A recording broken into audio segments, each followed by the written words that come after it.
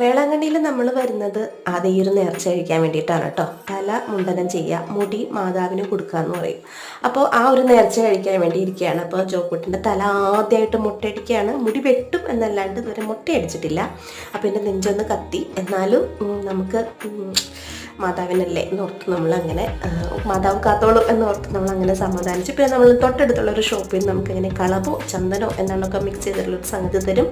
അത് തലയിൽ പുരട്ടി ബാക്കിയുള്ള മുടി നമ്മൾ കടലിൽ കളയും. അതാണ് നമ്മുടെ നേർച്ച. നമ്മൾ മാതാവിന് കുഞ്ഞുങ്ങളെ അങ്ങനെയാണ് അടിമയ്ക്ക് എത്തുക എന്നാണ് പറയുക.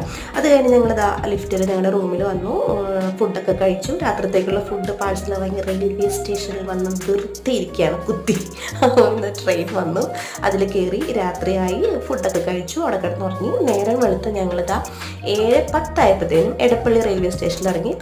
പിന്നെ അമൃതയുടെ അങ്ങോട്ട് വന്നിട്ട് ഓട്ടോ പിടിച്ച് നമുക്ക് ചേർന്നുള്ളൊരു വീട്ടിലേക്ക് എത്താനുള്ള